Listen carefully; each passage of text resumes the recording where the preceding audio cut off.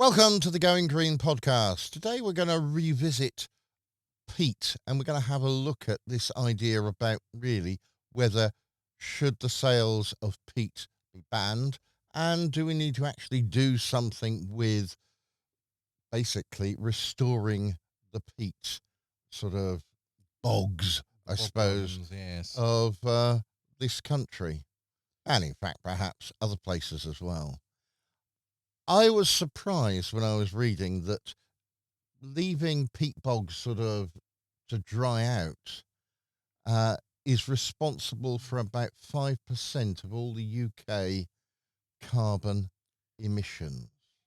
Well, yes. Well, I'm honestly not surprised by that, by the fact that of how much it absorbs and how much it is absorbing carbon in regards to how much water absorbs carbon, and so boglands being very full of water, how much of carbon absorbing are they doing? Well, I'm not surprised. It is one of those unsurprising surprises. Uh, so yeah. All right, so then let's ask a simple question. First of all, what is peat? Well, peat and how it's actually formed, it's formed from a special moss, sphagnum moss. And this is a lovely green, lush sort of carpet. And it absorbs carbon dioxide, it grows, it does really well. And then as it grows, underneath, it sort of all goes brown and dies. And it sort of starts degrading as the more the peat sort of, well, the more sphagnum moss grows on it. And it grows really in boglands, really Yeah, lots of water. yeah. So thinking it's more sort of the as the plant grows upwards, all the bits underneath is just not like Start to degrade, yes, they start to rot it. basically. But the point about it, because of how uh this moss essentially links together, it basically not removes the air. That's the wrong way to put it. It doesn't allow air into the underneath, and so instead of having aerobic respiration or degradation, it's anaerobic. So there's, in that other words, there's no oxygen available. So basically, the peat doesn't produce lots of carbon dioxide, which is normal respiration, where animals, plants, and sort of bacteria, when they respire, they produce basically water and carbon dioxide. Now, when it's done anaerobically, they don't.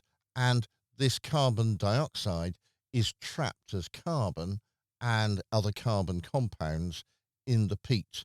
And this grows and grows and grows. Some of our peat marshes are some sort of 5 meters deep.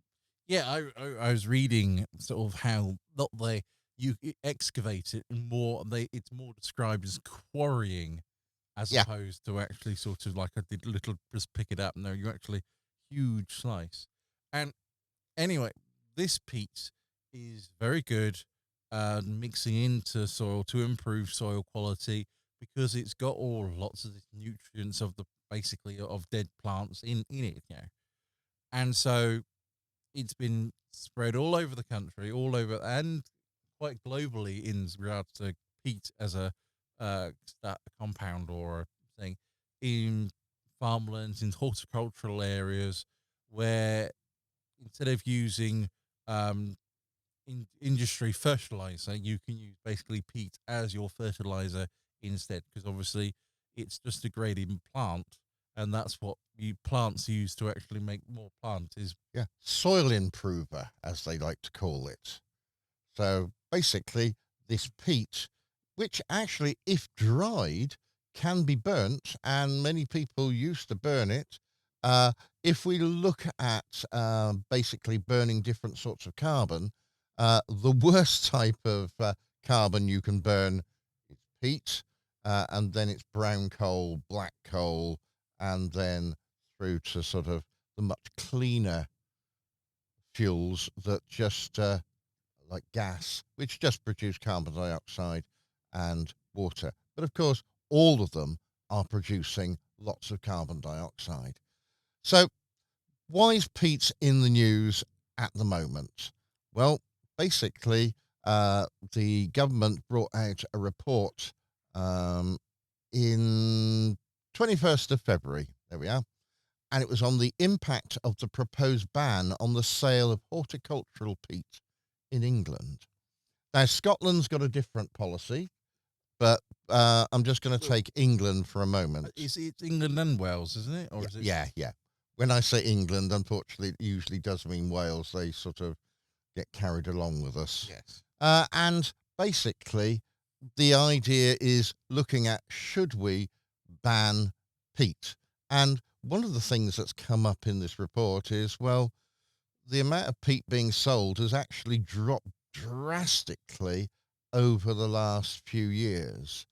They were talking about banning it before, and now they're wondering about, well, is it honestly worth banning it? Because basically, not many people are buying it. Well, yes. Well, I was actually reading. There was actually another point about this. Is um, essentially what the government been trying to do in apparently in 2010 they proposed a sort of ban because of course the boglands were dying out, and basically if you start excavating the boglands we have more boglands, and that didn't get much really push, sort of, so that didn't, didn't come to effect.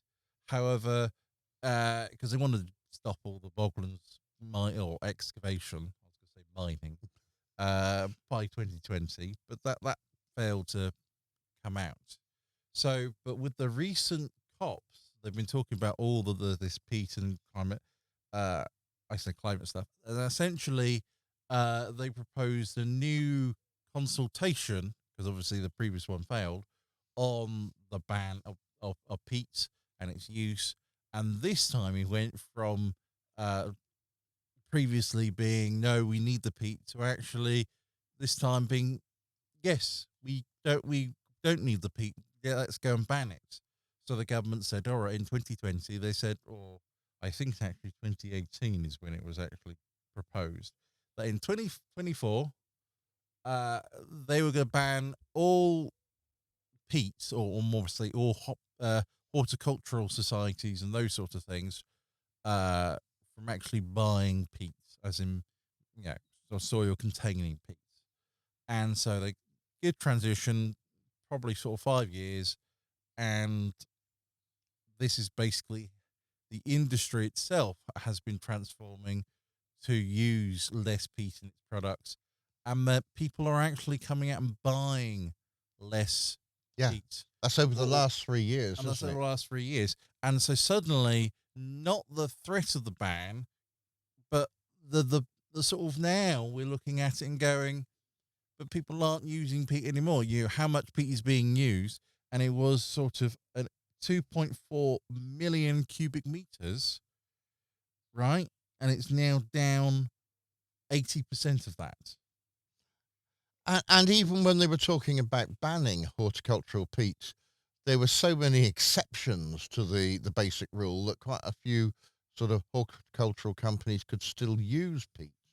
that well, we're almost there already, and places would have permit peat containing sort of Lots. yeah systems or whatever, so that they could actually carry on doing that. But basically, the consumer demand for peat as a growing sort of material uh, is basically sort of shrinking to sort of the point where it's sort of, well, not existing.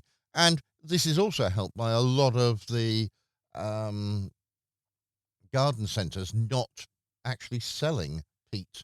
They have a lot of peat free sort of, Alternatives, or yeah, those sorts of things.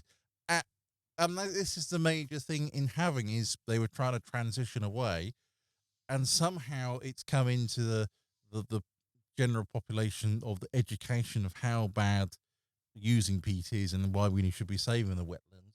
That is actually, for conservation of the boglands has actually been helping to actually say people are now more wary about buying peat, and so that has been actually helping this or they're going towards the ban, to because that's what they're trying to ban it, and so they need to make people use less and less. But now, because it's such a low level, do we actually need to ban it? Because, as in, are there more exemptions required on this low level ban? And this is the point coming out from this: is this where it's going? Is that no ban required because of market factors or how the world free market exists? But there is another in relation to point to all this is that, let's say, right, is this only UK peat, not say European peat, as in we're importing European peat but not using UK and digging up UK peatlands? And the answer is, in Europe, it's exactly a very similar picture because they've also had a very similar go. It's almost as if this came at one of the climate conferences. Who would have said? Uh, and so they've been pushing on this and things, and on the continent, as in continental Europe, they've been using less and less peat as well. And so suddenly, you know, the demand for peat all over has been substantially reduced till now. Could it be seen as moved into sustainable extraction? Or better still, doing the opposite, which is actually starting to really grow our peatlands, because they're a fantastic way of storing, capturing carbon dioxide, which is, you know, what we want to try and do. We talk about all sorts of money trying to invest in sort of machines and technology to try and capture CO2, but a peat bog does probably better than most of them. And that's all natural, and we don't really have to do anything apart from leave this land alone and not drain it. Uh, or perhaps even possibly start to reflood some areas instead of sort of draining them for use as for farming. Uh, the use of peat by gardeners really now has to be sort of seriously challenged, I suppose, because places like the all the horticultural centres, botanic gardens, and so on, they stopped using peat many years ago, and they're actually thriving. And so they're using other materials like pine bark, which is a byproduct of wood, paper making, and so on. Other fibrous woody materials have been used. I know that we've used the husks of coconut. Yes, I was really just quickly saying, the alternative to peat, we could tell people, is this what is known as coir, which is also coconut fibers, the outside things of these things. And essentially, it's one of those things where people say, oh, it's not as good. And the answer is, well, it's not. But you've got to look at sort of what are you trying to not replace peat with, but what are you trying to use needing the peat to do? And there's a huge sort of list of sort of stuff you use. Are you looking for a good drainage soil, in which case these fiber materials are useful? Don't get me wrong, peat is also very good at doing so, but the fiber stuff is just as good an alternative. But and the point about using peat is very good at lots of things all at once. And so if you need a place that needs lots of these problems that need to be solved, sort of water holding, having good drainage and those sort of things, then peat's useful. But if it's just dealing with, say, you want your soil to drain better, peat's not necessarily the best thing to put in. No, if you've got a really sandy soil, you want to hold the water. But if you've got sort of a clay soil, like I have, then basically you want to get rid of as much water as you can. And putting in things like peat, which will hold the water, isn't probably the best choice. Now, it's been the go-to thing for gardeners for many years, because it's made from rotted down plants, it's high in nutrients, and it's very good at holding moisture. And it's been the thing that you use in your hanging baskets. But there are lots of different materials that we can actually use instead. So basically, if you're trying to improve your soil's nutrient content, your drainage, then basic compost works just as well. And but what's the sort of well, there's a lot of confusion. A lot of people don't understand the difference between compost, soil removers, mulches. Basically, um, all those things are effectively the same, and many of those things are made by local councils from all your food waste that you sort of would otherwise throw away. And instead of doing composting at home, which is what used to be done, well, by my grandparents or even I their was going to say their 30, 40 parents, years ago. yeah, wartime sort of Europe, I suppose. Basically, um, nowadays we don't need it in that respect. So people don't have the gardens, they don't do the composting. So now councils often do this for you. So compost is a really good thing. Then, as you said, coconut coir is really an excellent choice. Uh, But it doesn't have to be necessary, yeah, from coconut. It is oh yeah, just the bark of a tree, the hard, outy, fibrous layer that well, can be done. I was going to distinguish between the coconut and bark. So you can actually just get bark chippings. I know of a friend who used to swear by sort of putting bark chippings all around his plants to sort of suppress the weeds. Um, didn't work because I know he was still out there weeding, trying to get rid of the things. But what he did say, it did not get rid of it, but it cut it down dramatically. Uh, One of my mum's favourite ones, because she was when I grew up, we had a little tree in the garden.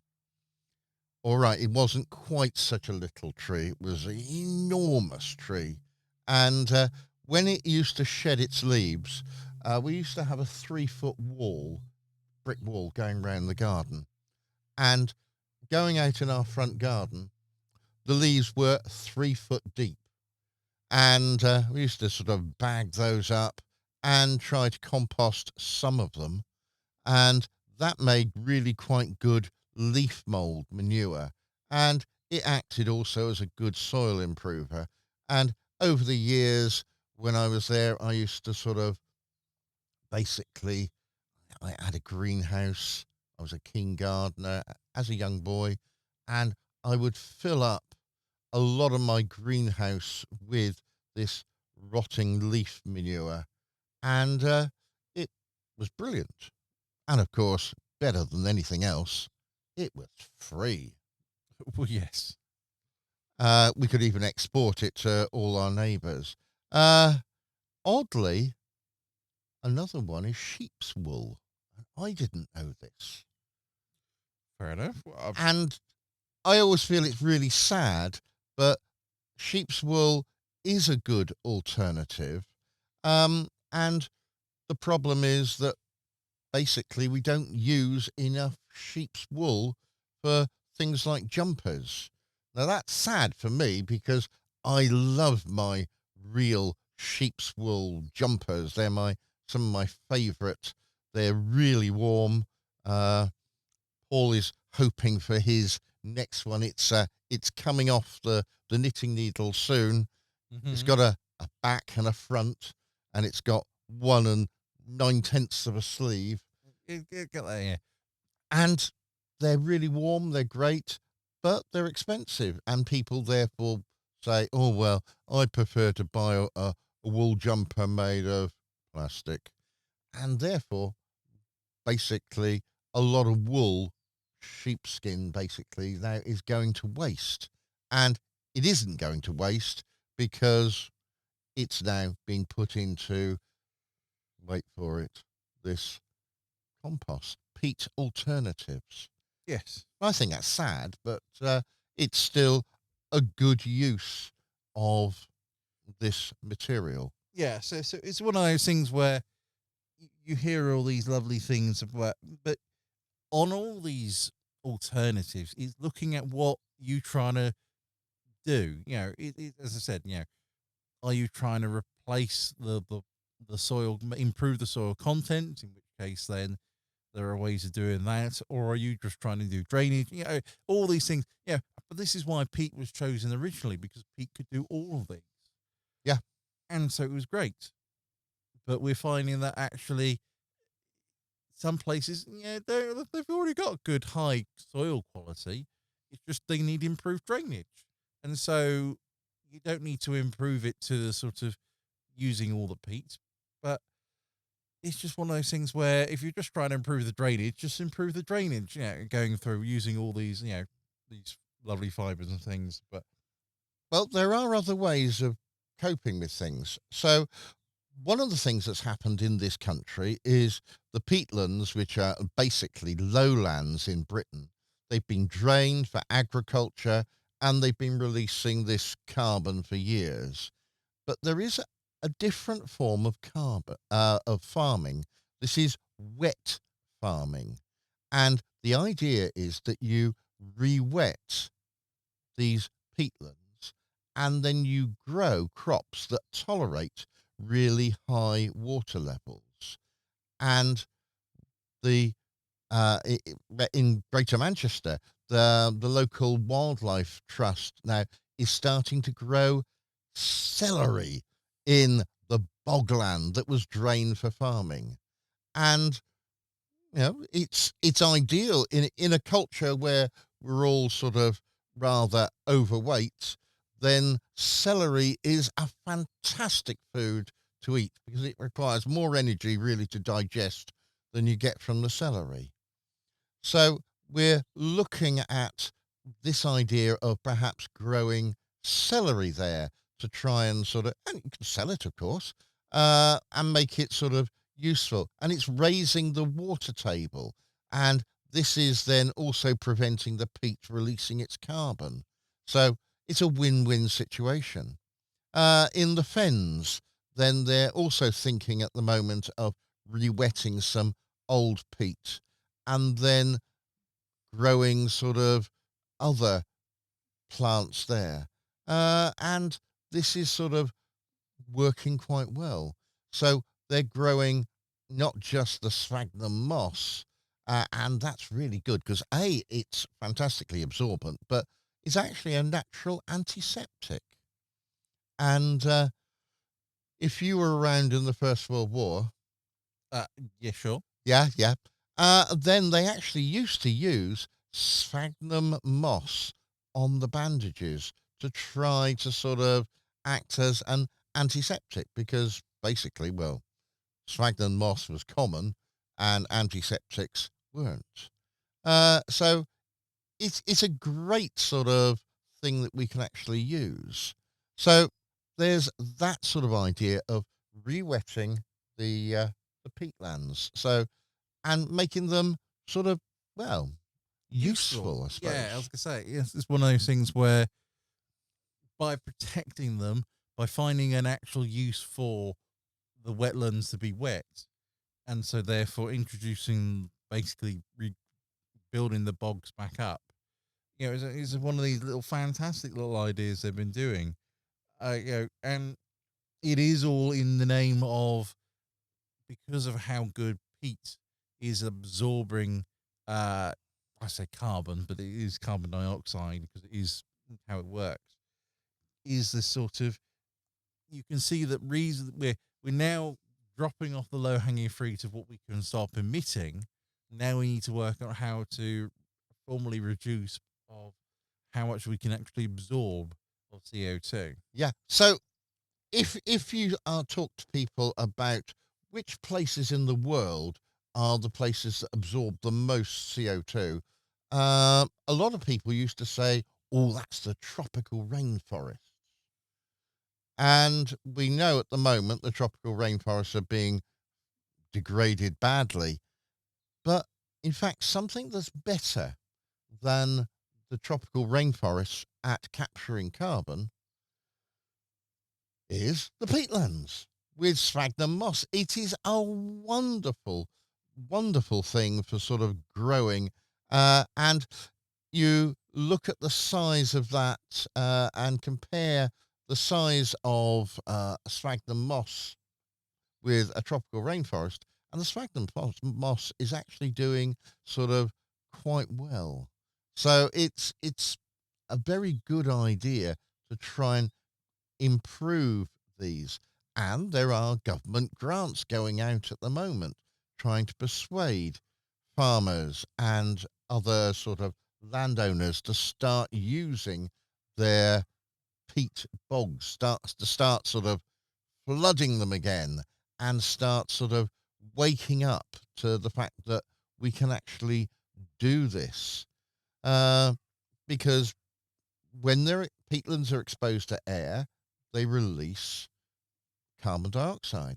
And the only way of trying to stop that is to make them really wet. And while they're wet, as Paul was saying, they're basically sort of very anaerobic and they capture all that carbon and they store it.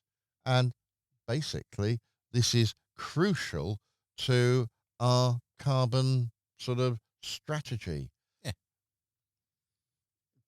not really much beyond sort of the idea that, you know, it's seen as sort of this, not a goal, but it's almost as if we took one step backwards, one and actually two steps forwards in doing all these ideas. And as I said, we've always known government's been trying to sort out the Yeah. boglands for a while, and it's one of those things where it's been slowly gathering pace. But in the last 5 years, it's rapidly accelerated in pace, as in, you know, say how you get all the products that say, peat free compost.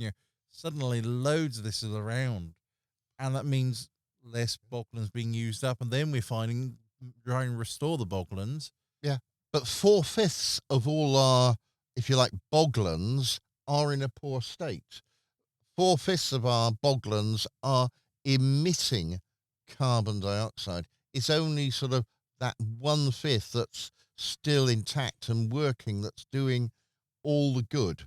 So we've got to try to sort of restore these peatlands, and it will get rid of some of the farming. But it won't, because it just means that farming will be different. We won't produce so much, perhaps, cereal crops, but we might produce more, well, Celery. celery to last. Yes, that was a good one. Yes, I was waiting for you to come in with there. Uh, so we can do all sorts of clever things with this, and we're trying to sort of rebuild our peatlands. Scotland's doing its bit; they've got big peatlands. Ireland's got large peatlands, but in fact, the north of England and some of the south of England have got large peatlands that should be used, and at the moment, they're not. So there's some sort of things about peat, giving you an idea of sort of where we are at the moment. The use of peat has gone down. Scotland's going to ban it. The UK, Was going to ban it, and now but they're thinking probably about. not going to do it. But at Yeah. the same time, they are still on course to ban it. It's just they have been basically saying in review to about to start the legislation to ban it. It's seen as, well, is should we ban it? Because of course, Is there any point? is there any point in actually physically putting a ban in, as opposed to letting the market dictate what's happening, as well as people's choices on using things such as using peat or not to use peat. Oh, it's nice to see that people are effectively voting with their feet, and it's people that actually change the world. You've been listening to the Going Green podcast looking at peat. Next week, we'll be back with another item on Going Green. Until then, it's goodbye from me. And a goodbye from me. Take care. Bye bye. Right. Bye.